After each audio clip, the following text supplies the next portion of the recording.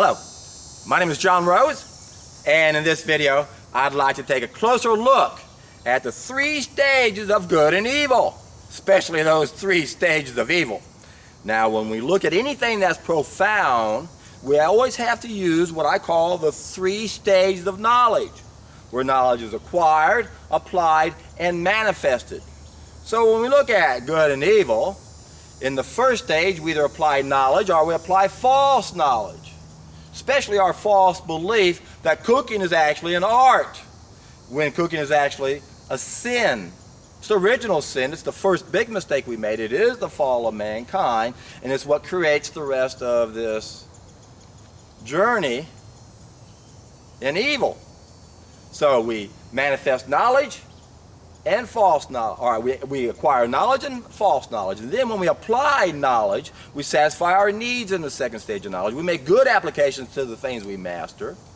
But with evil, when we have false knowledge, we don't satisfy our needs, we make bad applications. That's how we don't satisfy our needs. When we apply something that we master to something that we need, it alters the need, it changes it, and it changes us, it alters us. And we have a feedback system to let us know, and that's where we come to the third stage of knowledge, or the third stage of good and evil, where with good, with knowledge and satisfying our needs, we end up in a place that's like paradise. Again, we don't have any problems that are within our control.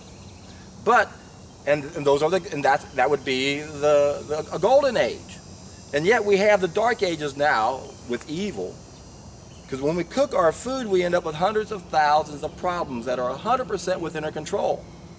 And of all those negative effects that we have, the worst of all is hypoheliasis, and abnormally low biophoton level, and hypercolonic tension, which is where we have a serpent that's within our body.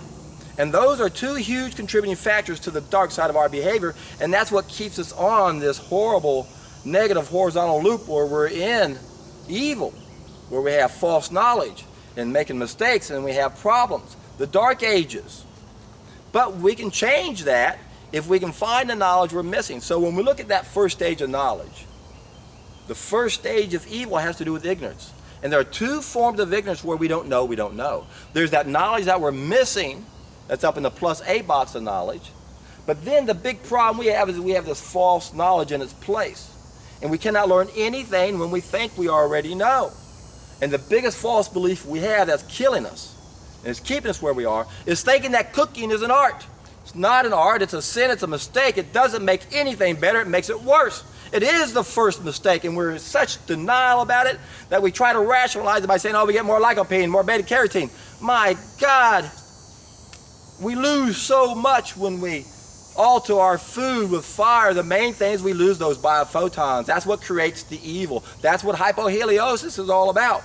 An abnormally low biophoton level. We lost one of our senses. That's why this is all evil. Remember, evil, simply the word live or lie spelled backwards. So when we don't satisfy our needs, when we don't have knowledge of how to live, then we are producing evil. And that's what creates the dark side of our behavior. There's a reason why we prey systematically upon our own species. There's a reason why we compete for resources on an abundant planet. We've got the wrong mentality. And things are never going to change unless we change our mentality. And there's only one way to change our mentality.